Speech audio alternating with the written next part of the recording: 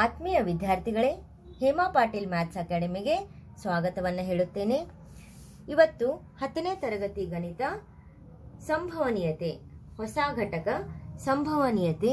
ಇದರಲ್ಲಿ 1 ಅಂಕದ ಪ್ರಶ್ನೆಗಳು ಮತ್ತು 3 ಅಂಕದ ಪ್ರಶ್ನೆಗಳು ಬರ್ತವೆ. ಇವತ್ತು 1 ಅಂಕದ ಪ್ರಶ್ನೆಗಳನ್ನು ಯಾವ ಥರ ಬಿಡಿಸುವುದು ಅನ್ನೋದನ್ನು ಈ ಒಂದು ವಿಡಿಯೋದಲ್ಲಿ ನಾನು ಹೇಳಿಕೊಡ್ತೇನೆ. ಅದಕ್ಕಿಂತ ಮುಂಚೆ ಇಲ್ಲಿ ನಾವು ಈ ಸಂಭವನೀಯತೆ ಪಾಠದಲ್ಲಿ ಏನೇನು ನೆನ್ಪಿಟ್ಕೋಬೇಕು ಅನ್ನೋದನ್ನ ಅಂಶಗಳನ್ನು ಫಸ್ಟ್ ಇಲ್ಲೇ ನಾನು ಹೇಳಿಕೊಡ್ತೇನೆ. ಫಸ್ಟ್ ನೆನಪಿನಲ್ಲಿ ಇಟ್ಕೊಳ್ಬೇಕಾದ ಅಂಶಗಳು. ಫಸ್ಟ್ ನಾವು ತಿಳ್ಕೊಳ್ಳೋಣ ಸಂಭವನೀಯತೆ ಅಂದ್ರ ಏನು ಅಂತ ಹೇಳಿ. ಈಗ ನಾವು ಹೇಳ್ತಾ ಇರ್ತೇವೆ ಏನಪ್ಪ, ಇಂದು ಬಹಳ ಮೋಡ ಕವಿದ ವಾತಾವರಣ ಇದ್ರೆ ನಾವು ಇಂದು ಮಳೆ ಬರುವ ಸಾಧ್ಯತೆ ಇದೆ, ಇವತ್ತು ಮಳೆ ಬರ್ತೈತಿ ಅಂತೇಳಿ ನಾವು ಏನು ಸಂಭವ ಐತಿ ಅಂತೇಳಿ ಅಂತೇವೆ. ಮತ್ತ ಈಗ ಭಾರತ ಕ್ರಿಕೆಟ್ ತಂಡ ಇವತ್ತು ನಾವು ಹೇಳ್ತೇವಲ್ಲ ಕಾಮನ್ ಆಗಿ ಗೆಲ್ಲಬಹುದು, ಇವತ್ತ ಭಾರತದ ಕ್ರಿಕೆಟ್ ತಂಡ ಇವತ್ತು ಗೆಲ್ಲುವ ಎಲ್ಲ ಅವಕಾಶಗಳು ಅದಾವ ಅಂಥೇಳಿ ಈ ತರ ಹೇಳ್ತೇವೆ. ಅಂದ್ರೆ ನಾವು ನಿತ್ಯ ಜೀವನದಲ್ಲಿ ಏನಪ್ಪಾ ಸಾಧ್ಯ, ಸಂಭವನೀಯ, ಅವಕಾಶ ಇಂಥ ಪದಗಳನ್ನ ನಾವಿಲ್ಲೇ ಬಳಸ್ತೇವೆ. ಇದ್ರ ಅರ್ಥ ಏನಪ್ಪಾ ಅಂದ್ರ ಫಲಿತಾಂಶಗಳ ಬಗ್ಗೆ ನಮಗೆ ಖಾತ್ರಿ ಇರುವುದಿಲ್ಲ. ಆ ಘಟನೆಗಳು ಏನಿರ್ತಾವು ಅನಿಶ್ಚಿತತೆ ಅಂತ ಇರ್ತಾವ. ಅದಕ್ಕ ನಾವು ಗಣಿತದಲ್ಲಿ ಈ ಸಂಭವನೀಯತೆ ಅಂತಂದ್ರೆ ಏನಪ್ಪಾ ಅಂದ್ರ ಯಾವುದೋ ಒಂದು ಘಟನೆ ಜರುಗಬಹುದಾದ ಸಾಧ್ಯತೆ ಅಥವಾ ನೀಡಿರುವ ಹೇಳಿಕೆಯು ಸಾಧ್ಯವಾಗಿರಬಹುದಾದ ಸಾಧ್ಯತೆ ಇಂತಹವುಗಳನ್ನ ಸಂಖ್ಯೆಗಳ ಆಧಾರದಲ್ಲಿ ನಾವು ವಿವರಿಸುವ ಗಣಿತದ ಒಂದು ವಿಭಾಗಕ್ಕೆ ನಾವೇನಂತೇಪ ಸಂಭವನೀಯತೆ. ಈಗ ಉದಾಹರಣೆಯಾಗಿ ಇಂದು ಮಳೆ ಬರುವ ಸಾಧ್ಯತೆ ಇದೆ ಅಂತ ಹೇಳ್ತೇವೆ. ಈಗ ಮುಂದೆ ಏನೇನ್ ನೋಡ್ತೇವಪ್ಪ ಇಲ್ಲಿ ಅಂತಂದ್ರ, ಒಂದು ಪ್ರಯೋಗದ ಫಲಿತಾಂಶದ ಘನ ಎಸ್ ಅಂತ ತಿಳ್ಕೊಂಡು ಮತ್ತ ಘಟನೆ ಎ ಅಂತ ಆಗಿರ್ಲಿ, ಆಗ ಸಂಭವನೀಯತೆ ಇದು ಒಂದು ಸೂತ್ರ ಇದೆ, ಇದನ್ನ ನೆನ್ಪಿಟ್ಕೋಬೇಕು. P of A is equal to N of A upon N of S. ಅಂದ್ರ ಎನ್ ಆಫ್ ಎ ಅಂದ್ರ ಘಟನೆಯನ್ನ ಅನುಕೂಲಿಸುವ ಫಲಿತಗಳ ಸಂಖ್ಯೆ ಆಗಿರ್ತೈತಿ, ಮತ್ತ ಎನ್ ಆಫ್ ಎಸ್ ಏನಾಗಿರ್ತೈತಿ ಒಂದು ಫಲಿತಗಳ ಸಂಖ್ಯೆ. ಅಂದ್ರೆ ಈಗ ಒಂದು ನಾಣ್ಯ ಇದೆ ಅಂತ ತಿಳ್ಕೊಂಡು ಆ ನಾಣ್ಯವನ್ನ ನಾನು ಚಿಮ್ಮಿದಾಗ ಒಂದು ನಾಣ್ಯದಲ್ಲಿ 2 ಮುಖಗಳು, ಒಂದು ಶಿರ ಮತ್ತು ಇನ್ನೊಂದೇನಪ್ಪ ಪುಚ್ಚ ಅಂತ ಹೇಳಿ, ಒಂದು ಹೆಡ್ ಇನ್ನೊಂದು ಟೇಲ್ ಅಂತ ಹೇಳ್ತೇವೆ. ಈಗ ನಾವು ಒಂದು ನಾಣ್ಯವನ್ನ ಚಿಮ್ಮಿದ್ರೆ ಅದು ಹೆಡ್ಡರೇ ಬರ್ಬೋದು ಅಥವಾ ಟೇಲರೇ ಬರ್ಬೋದು. ಅಂದ್ರ 2 ಸಾಧ್ಯತೆಗಳದಾವ, ಹೌದಾ? ಅದೇನಾಗ್ತೈತಿ ಎನ್ ಆಫ್ ಎಸ್ ಅಂತ ಆಗ್ತೈತಿ. ಎನ್ ಆಫ್ ಎ ಏನಾಗ್ತೈತಿ, ಈಗ ನಾವೊಂದು ನಾಣ್ಯವನ್ನ ಚಿಮ್ಮಿದ್ರೆ ಅದು ಹೆಡ್ ಬಂತು ಅಂತಂದ್ರ ಅದು 1 ಅಂತ ಆಗ್ತೈತಿ. 1/2. 2 ಸಾಧ್ಯತೆಗಳು ಆದಾಗ ಅಲ್ಲಿ ಮ್ಯಾಲ್ ನಾವೇನ ಘಟನೆಯನ್ನು ಅನುಕೂಲಿಸುವ ಫಲಿತಗಳ ಸಂಖ್ಯೆ ಹೆಡ್ ಬಂದ್ರ 1 ಅಂತ ಬರಿತೇವಿ, ಅಥವಾ ಟೇಲ್ ಬಂದ್ರೂ ಕೂಡ 1/2 ಅಂತ ಬರಿತೇವಿ. ಈ ತರ ಈ ಒಂದು ಸೂತ್ರ ಬಳಸೋದು. ನೆಕ್ಸ್ಟ್ ಈಗ ನೋಡೋಣ ಖಚಿತ ಘಟನೆ ಅಂತಂದ್ರೆ ಏನು ಅನ್ನೋದನ್ನ. ಅಂದ್ರ ಖಚಿತವಾಗಿ ಸಂಭವಿಸುವ ಘಟನೆಯನ್ನ ನಾವು ಖಚಿತ ಘಟನೆ ಅಥವಾ ನಿಶ್ಚಿತ ಘಟನೆ ಅಂತ ಕರಿತೇವೆ. ನಿಶ್ಚಿತವಾಗಿ 100% ಆಗೇ ಆಗ್ತೈತಿ ಅಂತ ಹೇಳಿ. ಇದಕ್ಕೇನು ನಾವು ಉದಾಹರಣೆ ಕೊಡ್ಬೋದು ಅಂತಂದ್ರ, ಒಂದು ನಾಣ್ಯವನ್ನ ಉರುಳಿಸಿದಾಗ ಶಿರ ಅಥವಾ ಪುಚ್ಚ ಬರ್ತೈತಿ, ಒಂದಾದ್ರೂ ಖಚಿತವಾಗಿ ಬಂದೇ ಬರ್ತೈತಿ. ಒಂದು ನಾಣ್ಯವನ್ನ ಚಿಮ್ಮಿದ್ರೆ ನಮ್ಗ ಶಿರರೇ ಬರ್ತೈತಿ ಅಥವಾ ಪುಚ್ಚರೇ ಬರ್ತೈತಿ, ಹೌದಾ? ಹಾಗಾದ್ರೆ ಇದು ಖಚಿತವಾಗಿ ಒಂದು ನಾಣ್ಯ ಚಿಮ್ಮಿದ್ರೆ ಒಂದು ಶಿರರೇ ಬರ್ತೈತಿ ಅಥವಾ ಪುಚ್ಚರೇ ಬರ್ತೈತಿ ಅನ್ನೋದು ಖಚಿತವಾಗಿ ಒಂದಾದ್ರೂ ಬಂದೇ ಬರ್ತೈತಲ್ಲ, ಅದಕ್ಕ ಖಚಿತ ಘಟನೆ ಅಥವಾ ನಿಶ್ಚಿತ ಘಟನೆ 100% ಆಗಿ ಬಂದೇ ಬರ್ತದ ಅನ್ನೋದಕ್ಕೆ ಹೇಳಾಕ ನಾವಿಲ್ಲೇ ಖಚಿತ ಘಟನೆ ಅಂತ ಹೇಳಿ ಕರಿತೇವಿ. ನೆನ್ಪಿಟ್ಕೋರಿ ಇದನ್ನ. ಕೆಲವು ಸಲ ಇದು ಎಕ್ಸಾಮ್ ಅಲ್ಲಿ ಕೂಡ ಕೇಳಿರ್ತಾರೆ. ಖಚಿತ ಘಟನೆಯ ಸಂಭವನೀಯತೆ ಯಾವಾಗಲೂ 1 ಆಗಿರ್ತೈತಿ. ಖಚಿತ ಘಟನೆಯ ಸಂಭವನೀಯತೆ ಯಾವಾಗಲೂ 1 ಅನ್ನೋದನ್ನ ನೆನ್ಪಿಟ್ಕೋರಿ. ನೆಕ್ಸ್ಟ್ ನೋಡೋಣ.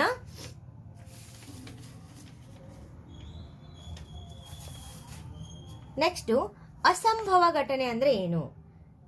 ಖಚಿತ ಘಟನೆ ಅಂದ್ರ ಆಗೇ ಆಗ್ತದೆ, ನಿಶ್ಚಿತವಾಗಿ ಆಗೇ ಆಗ್ತದೆ ಅಂತ ಹೇಳಿ. ಅಸಂಭವ ಘಟನೆ ಅಂದ್ರ ಘಟನೆಯು ಸಂಭವಿಸಲು ಅಸಾಧ್ಯವೆಂದಾದರೆ ಅಂತಹ ಘಟನೆಯ ಸಂಭವನೀಯತೆಯು 0 ಆಗಿರ್ತೈತಿ. ಇದನ್ನ ಅಸಂಭವ ಘಟನೆ ಅಂತೇಳಿ ಕರಿತೇವಿ. ಅಂದ್ರ ಅಸಂಭವ ಘಟನೆಯ ಸಂಭವನೀಯತೆಯು 0 ಆಗಿದೆ ಅಂತ ಹೇಳ್ತಾ ಇದ್ದೇವಿಲ್ಲ. ಅಂದ್ರ ಫಾರ್ ಎಕ್ಸಾಂಪಲ್ ಇಲ್ಲಿ ನಾವ ಒಂದು ದಾಳಕ್ಕೆ 6 ನಂಬರ್ಸ್ ಇರ್ತಾವ. ಒಂದು ದಾಳಕ್ಕೆ ಏನಪ್ಪಾ 6 ನಂಬರ್ಸ್ ಇರ್ತಾವೆ. 1 2 3 4 5 6 ನಂಬರ್ ಬಿಟ್ಟರೆ ಬೇರೆ ನಂಬರ್ಸ್ ಇರುವುದಿಲ್ಲ. 1 ರಿಂದ 6 ಸಂಖ್ಯೆಗಳಿರ್ತಾವೆ. ಈಗ ನಾನೀಗ ಹೇಳ್ತೇನಪ್ಪ, ಏನಂದ್ರ ದಾಳವನ್ನ ಉರುಳಿಸ್ರಿ. ಸಂಖ್ಯೆ 9ನ ಪಡೆಯಲು ಸಾಧ್ಯವಿದೆನಾ? 9 ಸಂಖ್ಯೆ ದಾಳದಲ್ಲಿ ಬರ್ತೈತೇನು? ಅವಾಗ ನಾವು ಹೇಳ್ಬೋದೇನಪ್ಪ, ಈಸಿಲಿ ಹೇಳ್ಬೋದು, ಸಾಧ್ಯ ಇಲ್ಲ, ಅಸಂಭವ. ಹೌದಾ? ದಾಳದಲ್ಲಿ 6 ಸಂಖ್ಯೆಗಳದಾವ್. 1 ರಿಂದ 6, 1ರೆ ಬೀಳ್ಬೋದು, 2ರೆ ಬೀಳ್ಬೋದು, 5 ಬೀಳ್ಬೋದು, 6 ಬೀಳ್ಬೋದು, ಅಥವಾ ಹೌದಾ 9 ಅಂತೂ ಬೀಳಲಿಕ್ಕೆ ಸಾಧ್ಯ ಇಲ್ಲ. ಅದಕ್ಕೇನಂತೇವ್ ನಾವು? ಅಸಂಭವ ಘಟನೆ. ಆದ್ರಿಂದ ಅಸಂಭವ ಘಟನೆ ಸಂಭವನೀಯತೆ ಯಾವಾಗ್ಲೂ ಏನಾಗಿರ್ತೈತಿ? 0 ಆಗಿರ್ತೈತಿ ಅನ್ನೋದನ್ನ ನಾವಿಲ್ಲೇ ಹೇಳ್ಬೋದು. ಈಗ ನಾವು ಖಚಿತ ಘಟನೆ, ಅಸಂಭವ ಘಟನೆ ಅನ್ನೋದನ್ನ ನೋಡಿದ್ವಿ. ಇನ್ನು ಮುಂದೆ ಅಸಂಭವ ಘಟನೆ ಮತ್ತ ನಿಶ್ಚಿತ ಅಥವಾ ಖಚಿತ ಘಟನೆ ಯಾವಾಗಲೂ 0 ಮತ್ತ 1 ನಡುವನೆ ಬರ್ತೈತದ. ಅದ್ರದ್ದು ಆನ್ಸರ್ ಯಾವಾಗಲೂ ಏನ್ ಬರ್ತೈತಿ? 0 ಮತ್ತು 1 ನಡು ಅಷ್ಟೇ ಬರ್ಬೇಕದ. ಆದ್ರಿಂದ ಘಟನೆ ಇಯ ಸಂಭವನೀಯತೆ ಪಿ ಆಫ್ ಇಯು ಒಂದು ಸಂಖ್ಯೆ, ಅದು ಈ ಕೆಳಗಿನಂತೆ ಇರ್ತೈತಿ. 0 ಮತ್ತು 1 ನಡು ಪಿ ಆಫ್ ಇ ಬೆಲೆ ಏನಿದು? 0 ಮತ್ತು 1 ನಡು. 0 is greater than equal to P of E greater than equal to 1. ಈ ತರ 0 ಮತ್ತು 1 ನಡುವನ ಆನ್ಸರ್ ಬರ್ತೈತಿ ಪಿ ಆಫ್ ಇ. ಯಾವಾಗಲೂ ನೆನ್ಪಿಟ್ಕೋರಿ. 0 is less than equal to P of E less than equal to 1 ಅಂತ ಹೇಳಿ. ಈಗ ಇದ್ರ ಮೇಲೆ ಒಂದು ಲೆಕ್ಕ ನೋಡೋಣ ಅಂತ. ಕೆಳಗಿನವುಗಳಲ್ಲಿ ಯಾವುದು ಘಟನೆಯ ಸಂಭವನೀಯತೆ ಆಗಿರಲು ಸಾಧ್ಯ ಇಲ್ಲ? ಇದು ಒಂದ ಘಟನೆಯ ಸಂಭವನೀಯತೆ ಆಗಲು ಸಾಧ್ಯ ಇಲ್ಲ ಅಂದ್ರೆ 0 ಮತ್ತು 1 ನಡುವನ ಆನ್ಸರ್ ಬರಬೇಕು ಅಂದಾಗ ಒಂದನೇ ಆಪ್ಷನ್ 2/3 -1.5 15% ಮತ್ತು 0 ಅಂತ 4 ಆಪ್ಷನ್ ಕೊಟ್ಟಾರೆ. ಫಸ್ಟ್ ನೋಡೋಣ. ಈಗ 2/3 1ಕ್ಕಿಂತ ಕಡಿಮೆ ಇದೆ, ಆದ್ರಿಂದ ಇದು ಸಂಭವನೀಯತೆ. ಈಗ 2/3 ಅನ್ನ ನೀವು ಈಗ ಭಾಗಾಕಾರವನ್ನ ಮಾಡಿದ್ರೆ ನೋಡ್ರಿ, 3 ಅಂತೂ 2 ಮಗೆ ಬರಂಗಿಲ್ಲ, 1 ಪಾಯಿಂಟ್ ತಗೊಳ್ಳೋನು, 0 ತಗೊಳ್ಳೋನು, ಎಷ್ಟ 3 6 18. ಹೌದಾ? 0.6 ಅಂದ್ರೆ 1ಕ್ಕಿಂತ ಕಡಿಮೆ, 0ಕ್ಕಿಂತ ಹೆಚ್ಚು, 1ಕ್ಕಿಂತ ಕಡಿಮೆ. ಆದ್ರಿಂದ 2/3 ಇದು 1ಕ್ಕಿಂತ ಕಡಿಮೆ ಇರುವುದರಿಂದ ಇದು ಒಂದು ಸಂಭವನೀಯತೆ. -1.5 ಋಣಾತ್ಮಕವಾಗಿರುವುದರಿಂದ ಸಂಭವನೀಯತೆ ಅಲ್ಲ. ಋಣ ಸಂಖ್ಯೆ ಇಲ್ಲಿ ಬರುವುದಿಲ್ಲ ಸಂಭವನೀಯತೆಯಲ್ಲಿ, ಆದ್ರಿಂದ ಇದು ಸಾಧ್ಯವಿಲ್ಲ.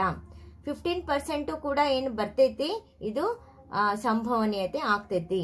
0 ಕೂಡ 0 ಮತ್ತು 1 ನಡುವನ ಅಂತ ಹೇಳಿದ್ವಲ್ಲ ನಾವೀಗ, 0 ಮತ್ತು 1 ನಡುವನ ಸಂಭವನೀಯತೆ ಬರ್ತೈತೆ, ನನಗೆ 0 ಕೂಡ ಬರ್ತೈತಿ. ಆದ್ರಿಂದ ಈ 4 ಆಪ್ಷನ್ ಅಲ್ಲಿ ಯಾವ್ದು ಘಟನೆ ಸಂಭವನೀಯತೆ ಆಗಿರ್ಲಿಕ್ಕೆ ಸಾಧ್ಯ ಇಲ್ಲ? ಋಣಾತ್ಮಕ ಸಂಖ್ಯೆ ಮೈನಸ್, ಋಣ ಅಂದ್ರೇನು? ಮೈನಸ್. ಆದ್ರಿಂದ ಆಪ್ಷನ್ ಬಿ -1.5 ಸಂಭವನೀಯತೆ ಆಗಲು ಸಾಧ್ಯವಿಲ್ಲ. ನೆಕ್ಸ್ಟ್ ಮುಂದೆ ನೋಡೋಣ. ಇವೆಲ್ಲ ನೆನಪಿನಲ್ಲಿ ಇಟ್ಕೊಳ್ಳುವಂತ ಸಂಗತಿ, ಆದ್ರಿಂದ ಇದನ್ನ ಹೇಳ್ತಾ ಇದ್ದೇನೆ ಫಸ್ಟ್, ಆಮೇಲೆ ಬಹು ಆಯ್ಕೆ ಮತ್ತು ಒಂದು ವಾಕ್ಯದಲ್ಲಿ ನೋಡೋಣ. ನೆಕ್ಸ್ಟ್, ಒಂದು ಘಟನೆಗೆ ಕೇವಲ ಒಂದು ಫಲಿತವಿದ್ದರೆ ಅದನ್ನ ಪ್ರಾಥಮಿಕ ಘಟನೆ ಎಂದು ಕರೆಯುತ್ತಾರೆ. ಒಂದು ಪ್ರಯೋಗದ ಎಲ್ಲಾ ಪ್ರಾಥಮಿಕ ಘಟನೆಗಳ ಸಂಭವನೀಯತೆಗಳ ಮೊತ್ತ ಯಾವಾಗ್ಲೂ ಏನಾಗಿರ್ತೈತಿ? 1 ಆಗಿರ್ತೈತಿ. ಈಗಾಗಲೇ ಹೇಳಿದ್ನಿ, ಒಂದು ನಾಣ್ಯವನ್ನ ಚಿಮ್ಮಿದ್ರ ಶಿರ ಅಥವಾ ಪುಚ್ಚ ಬರ್ತೈತಿ, ಹೌದಿಲ್ಲ? ಆಗ ಶಿರ ಬರುವುದೇನು? 1/2, ಪುಚ್ಚ ಬಂದ್ರೇನು? 1/2. 1/2 + 1/2 ಎರಡು ಕೂಡಿಸಿದ್ರೆ ಏನಾಯ್ತು? 1. ಇದಕ್ಕೇನಂತೇವ್ ನಾವು? ಪ್ರಾಥಮಿಕ ಘಟನೆ ಅಂತ ಹೇಳಿ ಕರಿತೇವಿ. ಈಗ ಯಾವುದೇ ಘಟನೆ ಈಗೆ P of E plus P of E dash is equal to 1, ಅದ್ ನೆನ್ಪಿಟ್ಕೋಬೇಕು. ಇದು ಇಂಪಾರ್ಟೆಂಟು. ಈ ತರ ಪ್ರಶ್ನೆ ಕೂಡ ಎಕ್ಸಾಮ್ ಅಲ್ಲಿ ಕೇಳಿರ್ತಾರೆ. ಆಗಿದ್ರಿಂದ ಇ ಮತ್ತು ಇ ಡ್ಯಾಶ್ಗಳನ್ನು ಪೂರಕ ಘಟನೆಗಳು ಅಂತ ಹೇಳಿ ನಾವಿಲ್ಲೇ ಕರಿತೇವಿ.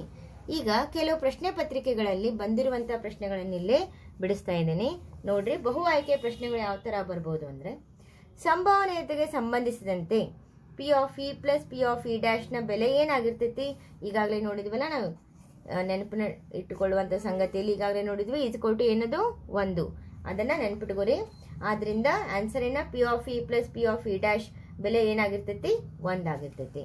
ಎರಡನೇದು, ಒಂದು ಅಸಂಭವ ಘಟನೆಯ ಸಂಭವನೀಯತೆ ಏನಾಗ್ತೈತಿ?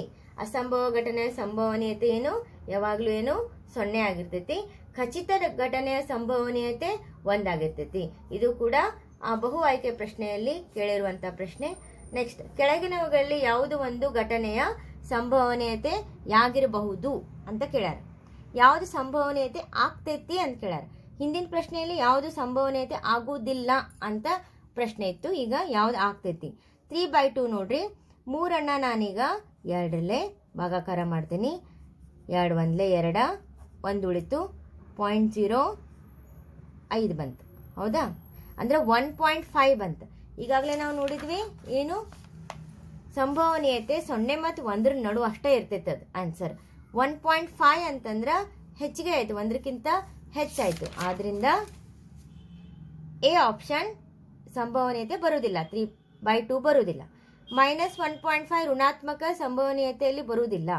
105 100ಕ್ಕಿಂತ ಹೆಚ್ಚಾಯಿತು, ಇದು ಕೂಡ ಸಂಭವನೀಯತೆ ಅಲ್ಲ. 0.7 0 ಮತ್ತು 1 ನಡುವೆ ಇದೆ. ಆದ್ರಿಂದ D option is correct, 0.7. Next ಮುಂದೆ 1 ಅಂಕದ ಪ್ರಶ್ನೆ ನೋಡೋಣ. 1 ಅಂಕದ ಪ್ರಶ್ನೆಗೆ ಹೋಗೋಣ ಈಗ.